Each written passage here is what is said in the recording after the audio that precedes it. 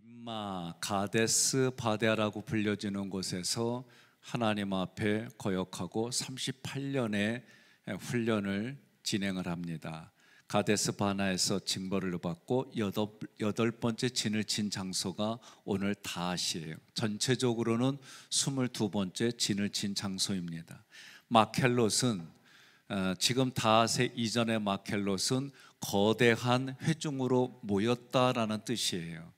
그럼 거대한 회중으로 모였다라고 하는 것은 몸의 지체로 만들어간다, 여기까지 의식을 가져야 돼요. 다시 말하면 결혼했어요? 처음부터 그런 생각은 없죠.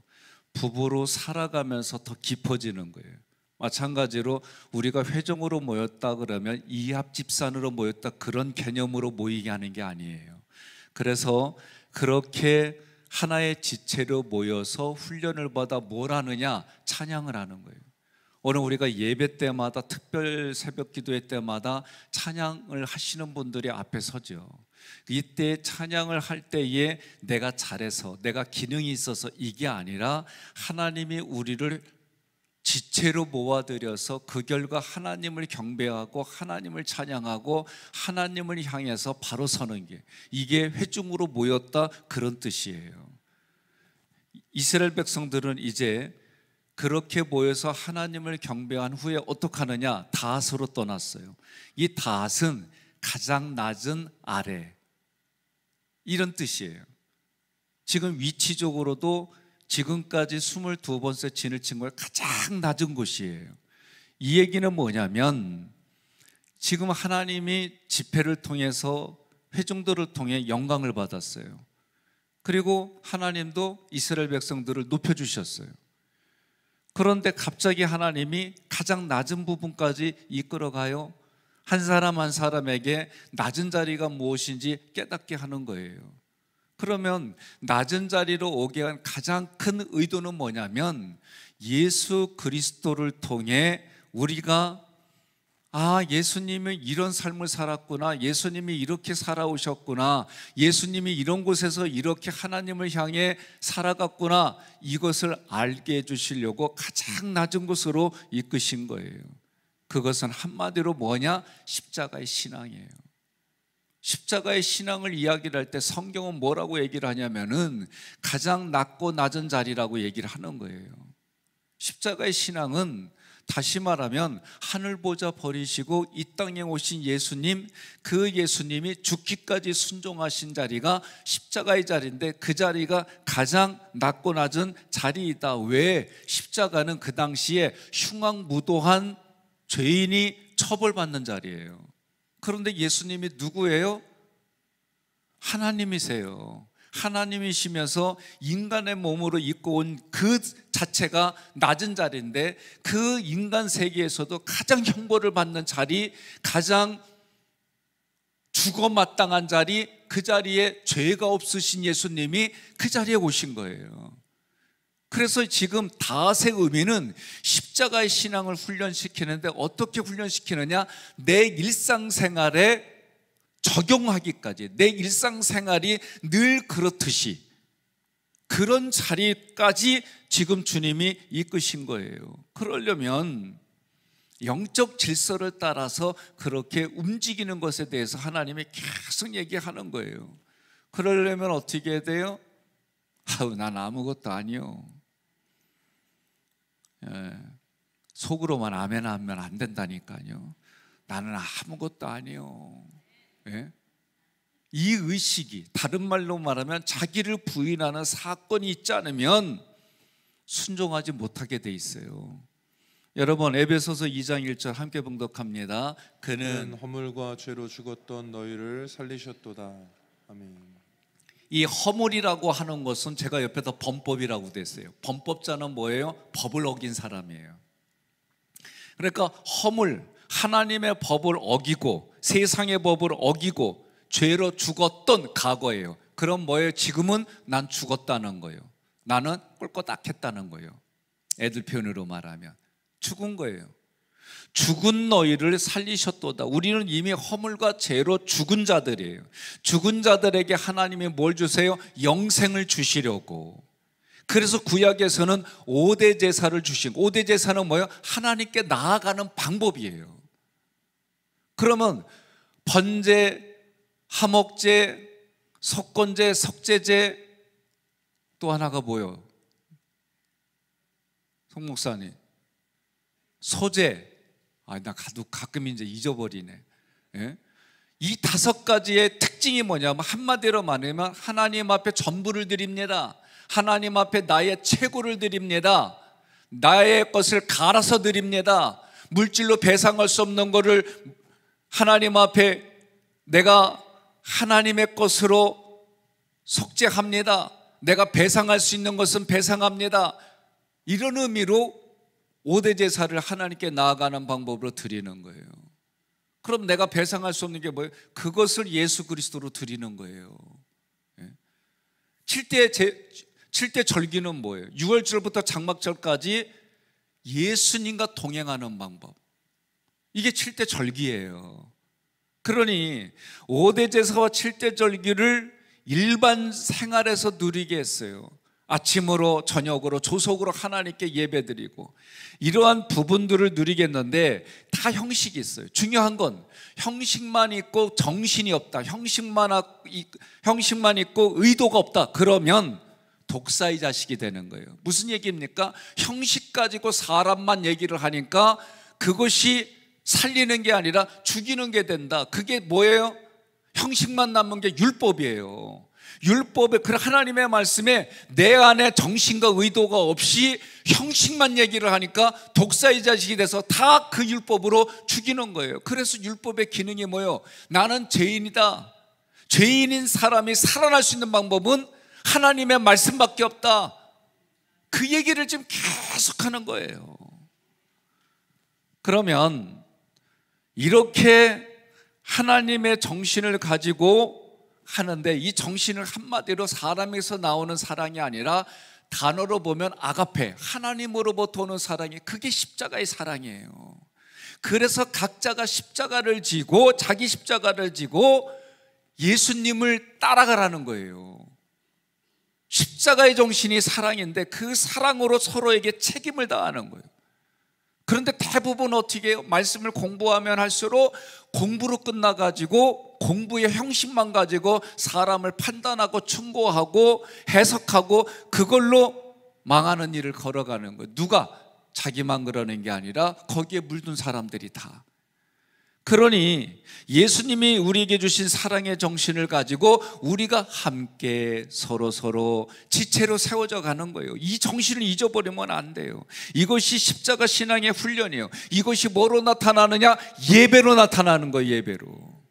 그래서 예배를 드리기 전에 청소하는 분들이 있고, 예배를 드리기 전에 강대상 닦는 분들이 있고, 강대상 닦을 때는 서로 싸워. 내가 하겠다고. 왜? 내가 레인이라고. 난 속으로만 아멘하면 안 된다니까요. 제가 조일교회에서는 풍을 맞으셔가지고 힘든 분이 계세요. 정말 잘 나가던 분이에요. 키도 조그마신데 짱짱하고 몸은 안 좋은데도 목소리는 살아가지고 장난이 아니에요. 결혼하실 때에 딸 셋이 있는데 결혼할 때에 어떻게 했느냐, 다 1시간 이내 거리에 다 들어올 정도로 사이들 꼼짝도 못해요. 그리고 한 달에 한 번은 의무적으로 만나서 식사하고. 대단해요.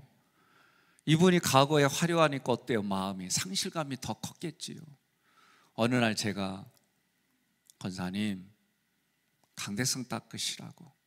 근데 이분이 처음에는 내 몸이 이런데 목사님이 나한테 장난하냐고 하면 화를 내셨어요. 근데 어느 날 목사님 제가 딱 절대 제대로 못 걸어요.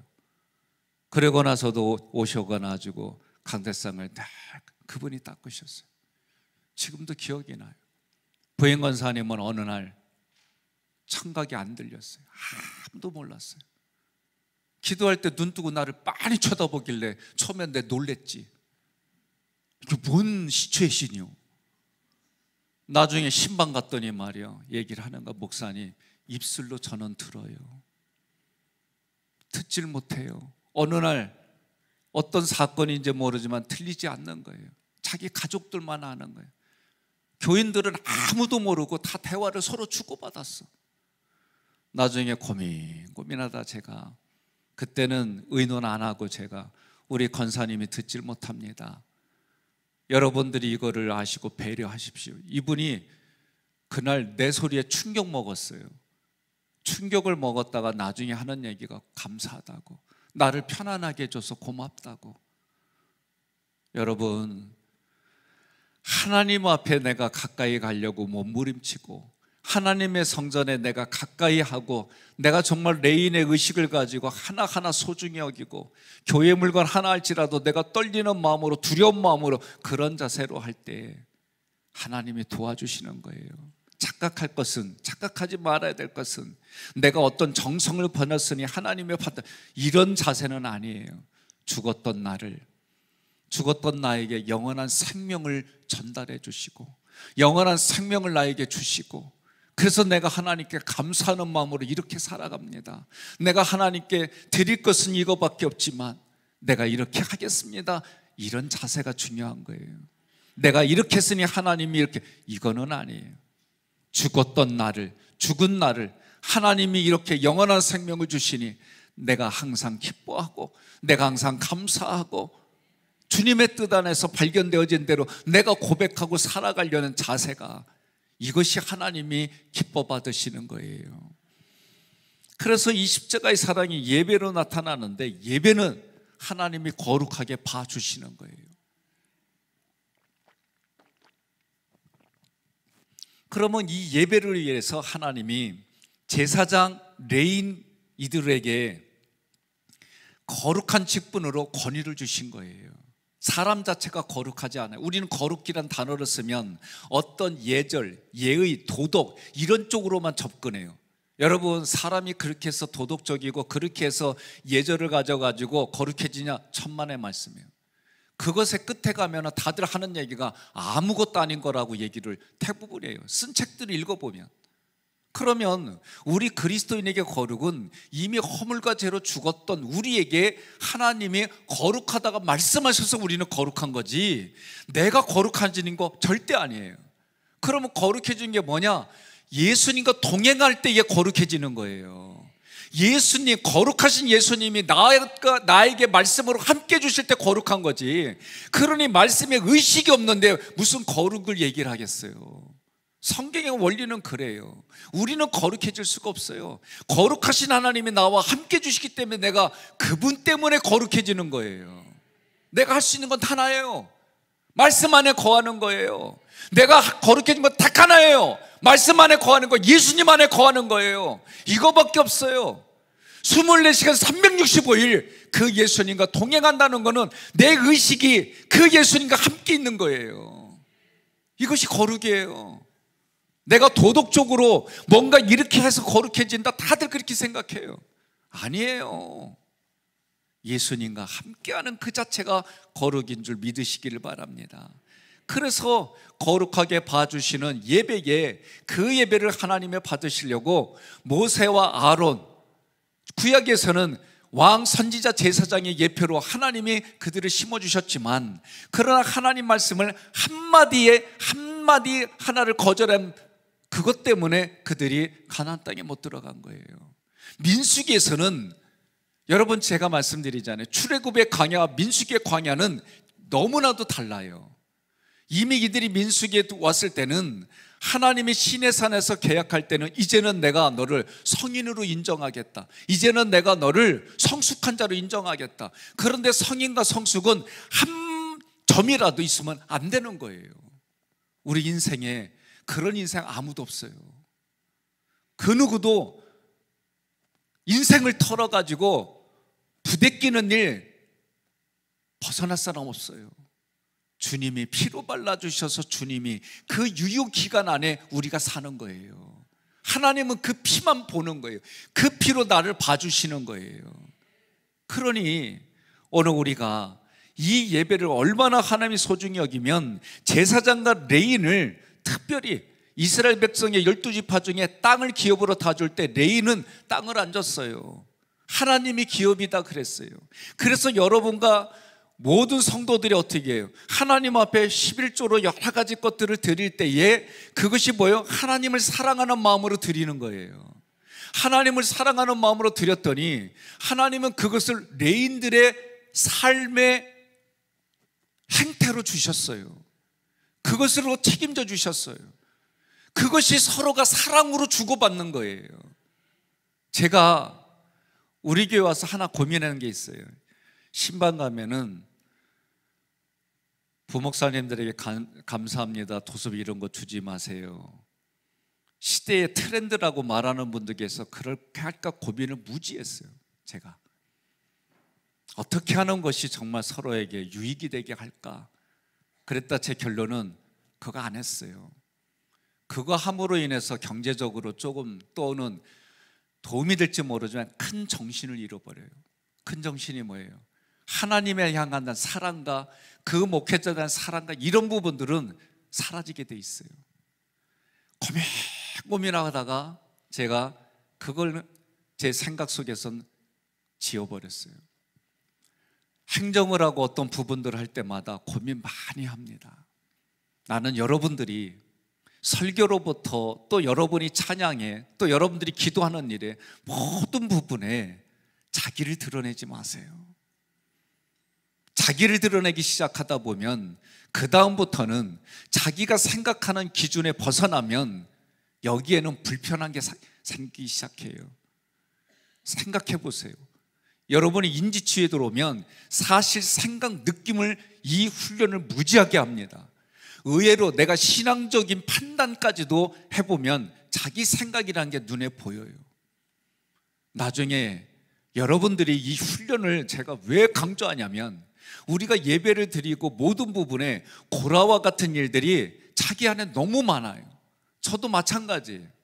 내 스스로 인지 오류를 찾아내기 시작하는데 이거는 하면 할수록 내 인생을 그렇게 살아왔기 때문에 수십 년 동안 내가 경험되어진 것이 하나님과 관련 없이 하나님의 것을 갖다가 나를 위해서 썼던 부분들이 너무 많기 때문에 하나하나 사건 부딪히는 일들을 하다 보면 결국은 내 생각이라는 결론에 도달하는 일들이 대부분이에요. 여러분, 하나님 앞에 드려지는 이 예배가 거룩을 지켜내려고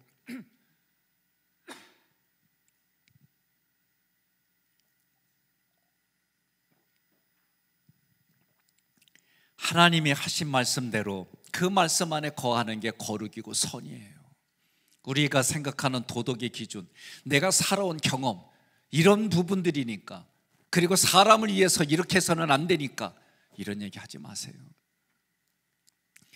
저도 말씀을 우리 부목사님들에게도 말씀드리고 신학생들에게만 모세오경부터 공부하라고 가르쳐요. 모세오경에 그것에 있는 정신을 모르면 신약에 대한 얘기들은 결국은 인본주의로 해석해서 얘기하지 결코 아니에요. 기억하십시오. 레이지파였던 고라가 거의 직분에 감사해야 되는데 그러지 않았어요. 250명의 방백들이 자기 지위를 감사해야 되는데 그렇지 않았어요. 우리도 마찬가지예요. 나에게 주신 직분 감사하지 않고 얘기를 해요. 다들 건강의 문제로, 관계의 문제로, 이런저런 것의 문제로 얘기를 하는 게 뭘, 결국은 하나님의 일, 내가 지금은 아직 하지 못합니다. 그래도 하지만 지금은 다음엔 제가 합니다. 이래도 예뻐. 못한대야. 못한다는 게 지금까지 못한대. 옆에 분에 그래요. 그거 나 아니요 그러세요. 우리들이 신앙생활하다 보면 가장 밑바닥이라고 생각하는 장소가 있어요. 그런데 신기하게 내가 가장 떨어질 데가 없다고 생각한 곳에서 예수님을 만나요. 이유는 왜 그래요? 내 힘으로 내가 무언가 의지할 것이 있으니까 그렇게 얘기하는 거예요. 주님을 만나지 못하다가 내가 가장 낮은 거, 힘이 없고 무언가 드러낼 곳이 없는 자리에서 예수님을 만나서 인생을 살아가는 거예요. 그래서 하나님이 지금 이스라엘 백성을 다하시라는 가장 낮은 곳에서 예수님을 만나게 해주셔가지고 거기서부터 힘을 얻어서 새롭게 시작하다, 그런 뜻이었어요. 오늘 우리도 마찬가지입니다. 어렵고 힘든 자리가 있고 고통스러운 자리가 있으면 여기서 나를 만나주실 주님을 기대하세요. 그런데 문제는 우리가 어디에 익숙해요? 애굽에서 있었던 생활에 익숙해요.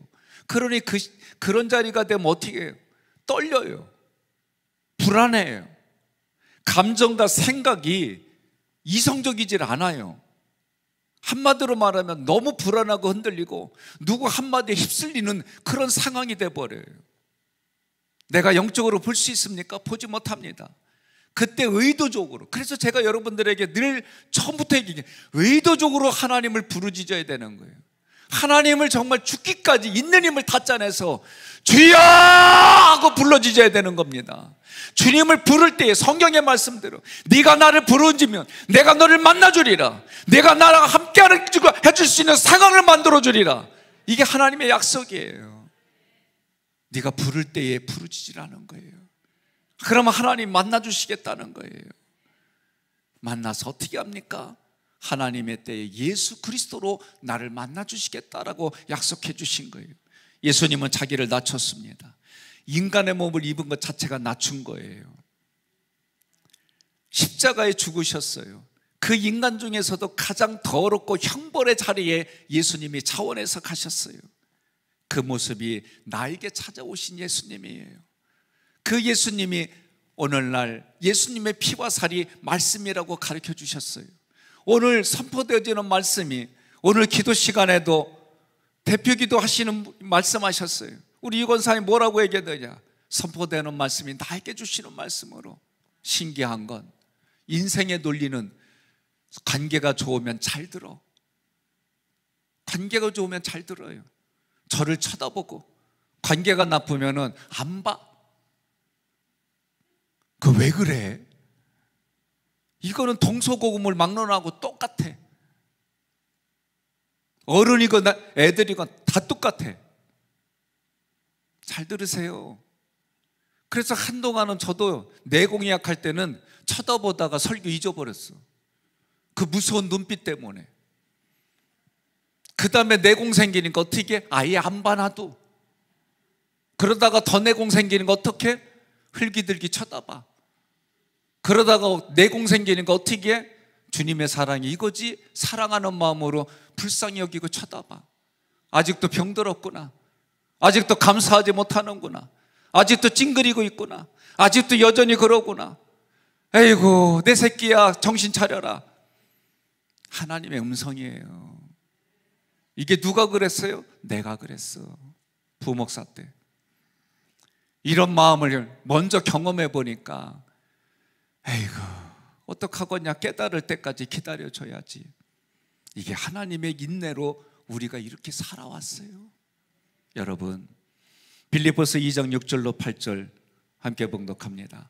그분은 근본 하나님의 본체시나 하나님과 동등됨을 취할 것으로 여기지 아니하시고 오히려 자기를 비워 종의 형체를 가지사 사람들과 같이 되셨고 사람의 모양으로 나타나사 자기를 낮추시고 죽기까지 복종하셨으니 곧 십자가에 죽으심이라. 아멘. 성경에 여러 성경이 있는데 성경들마다 번역이 조금 해석이 달라요. 그래서 조금 더 여러분과 제가 이해하기 쉬우라고 여러 성경들을 인용해서 여러분에게 하는 겁니다. 헷갈려 하지 마시고, 가장 그래도 여러분들이 내가 듣기 편한 걸, 그래서 때로는 현대인의 성경으로, 때로는 킹제임스 버전으로, 때로는 NIV 영어 성경을 번역해서 여러분들에게 그렇게 해석하는 거예요. 민수기 17장은요 하나님께서 아론과 모세를 보호해 주셨어요. 민수기 18장에서는 그런 제사장과 레인의 삶을 하나님이 책임져 주셨어요. 거기에는 서로 사랑으로 주고받게 했어요. 민수기 19장에서는 하나님의 백성을 보여줬어요. 사랑을 보여줬어요. 하나님의 백성에게. 그런 그 사랑이 뭐냐라고 할 때에 붉은 암송아지입니다. 죄 지은 이스라엘 백성들을 용서해 주는데 예배를 드리려고 하면 시간이 많이 걸리고 많은 돈이 들어가요. 그래서 하나님이 빠르게 그들의 죄를 용서해 주는 것이 붉은 암송아지를 우슬초와 백향목과 그리고 홍색실을 섞어서 태우는 거예요. 이 태운 재를 가지고 흐르는 물에 물을 담아서 이 재를 섞는 거예요. 그러면 이 물은 몇 년을 썼냐면 어느 번역서에는 여러 세대, 그런데 여러 세대를 계산해 보니까 대략 1000년을 쓴 거예요. 그러니까 붉은 암송아지의 이 잿물을, 우리로 말하면 흔히 잿물이에요. 집을 태워갖고 그 재를 가지고 닦았잖아요. 그래요, 나 옛날 사람이요. 네? 제 어렸을 때 보면 집을 갖다 닦고 재를 묻혀가지고 닦았어요. 이 노쇠 같은 것들을. 그러니까 이 재라고 하는 거는 소독한다고 하는 개념이 있는데 붉은 암송아지를 다 태우는 거예요. 근데 어떻게? 성경 말씀을 일단 찾아보겠습니다. 민수기 19장 2절로 3절. 여호와께서 명령하시는 법의 율례를 이제 이르노니 이스라엘 자손에게 일러서 온전하게 흠이 없고 아직 멍에 매지 아니한 붉은 암송아지를 내게로 끌어오게 하고 너는 그것을 제사장 엘르아살에게 줄 것이요 그는 그것을 진영 밖으로 끌어내어서 자기 목전에서 잡게 할 것이며. 히브리서 13장 12절. 그러므로 예수도 자기 피로써 백성을 거룩하게 하려고 성문 밖에서 고난을 받으셨느니라. 구약과 신약이 다 똑같아요. 그래서 구약은 예표예요. 지금 붉은 암송아지는요, 코털도 만약에 흰색이다 그러면 그거는 흠이 있어서 안 되는 거예요. 무슨 말인지 아세요? 모든 게 겉으로 볼 때 붉은 털을 가지고 있는 것이 붉은 암송아지의 특징이에요. 그래서 뭐라 그래요? 흠이 없고. 그래서 지금 온전하다는 거, 흠이 없다는 얘기는 그런 개념입니다. 멍에 매지 않았다는 얘기는 경제적으로 일을 하지 아니한 소예요. 이 얘기를 하는 거는 한마디로 완전 무결한 붉은 암송아지. 그런데 붉은 암송아지를 어디서 잡아요? 진영 밖, 성문 밖에서 잡는다는 거예요. 그런데 신약에서 뭐라고 그래요? 예수가 자기 피로 성문 밖에서 죽으셨다는 거예요. 그러니 이 붉은 암송아지는 무엇을 예표하냐면 예수 그리스도를 예표하는 걸로 보는 거예요. 그래서 뭘 해줬냐면은 가장 낮은 자리까지 오셔서 십자가에 죽으실 때, 여러분, 그리고 태어나기를 우리나라 5성 호텔에서 태어난 게 아니에요. 마을 구육관에서 태어났어요. 그리고 평생을 옷 한 벌을, 그것을 4군데로 찢어가지고 로마인들이 서로 나눠 가졌어요. 그리고 그분이 어떻게 하셨어요? 부활이라고 하는 거는 우리 하나님을 믿는 사람들이 육체가 흙으로 돌아가면 잠자는 자들이라고 표현했어요. 잠자는 자들의 첫 열매가 되려고 부활하셨다 그랬어요. 그럼 우리도 부활할 수 있는 소망을 가지는 거예요. 그런 우리를 위해서 예수님이 승천하셨어요. 승천은 한마디로 말하면 존귀예요. 이 존귀라고 하는 거는 하나님 보좌, 예수님 보좌 옆에 내 자리가 존귀한 그런 우리를 위해서 또 다른 성령으로 우리에게 오신 거예요. 이러한 예수님을 경험시키는 자리가 다세 자리다라고 가르쳐 주는 거예요. 그러니 여러분과 제가 예수님이 죽으실 때에 뭘 섞었어요? 백향목이라고 하는 것은 향기가 나는, 우리나라로 말로 말하면 편백나무처럼 향기가 나는 거예요. 우슬초라고 하는 거는, 이 가지는 고난을 상징하는 거예요. 홍색실은 속죄를 말해요. 그러니 예수 그리스도의 죽음이 뭐냐? 향기가 나는 거, 우리에게 그리스도의 향기로. 죽음의 향기가 아니라 생명의 향기가 나는 거예요. 그분이 죽으신 것이 우리의 고난을 대신한 거예요. 그분이 홍색실로 속죄를 우리를 위해서 대신 죽으신 거예요. 이런 상징을 둬가지고 붉은 암송아지와 함께 다 태워가지고 그 죄를 흐르는 물, 고인물이 아니에요. 흐르는 물에 씻겨 내려져 간다, 그 얘기지. 흐르는 물에 이 죄를 담아가지고 죄 지은 사람들마다 마치 오늘날로 말하면 뿌리는 거예요. 그래서 제가 이런 모습으로 성부와 성자와 성령의 이름으로 세례를 베푸노라. 그럼 여러분 아멘 해야지. 아멘 하는 거예요. 마치 오늘 우리가 어느 업체에 코로나 바이러스를 소독하는 약을 구입하다가 여러분 보이지 않는 데마다 다 지금 뿌려놓은 거예요. 우리 문건사님이 구석구석 다 뿌려놨어요. 인체는 전혀 화학 제품이 안 들어간 자연적인 걸로. 오늘부터 이걸 적용하는 건 뭐냐? 음식에 화학 재미로 넣지 마세요. 맛 없어져요. 거기에 익숙해져야 돼요. 우리 신앙생활이 세상으로 보면 재미없어요. 그런데 거기에 익숙해져야 돼요. 아멘 좀 해봐요. 그리고 집에 가서 조미료 많이 넣든지 말든지. 세상에 나가면은요, 우리 그리스도인은요, 재미없어요. 세상의 눈으로. 그런데 그리스도와 함께하면 재미나요. 그리스도와 함께하면 힘이 나요. 그리스도와 함께하면은 신난다, 신난다 이렇게 된다니까. 오늘 그런 인생 하루의 시작이 되기를 주님의 이름으로 축복합니다.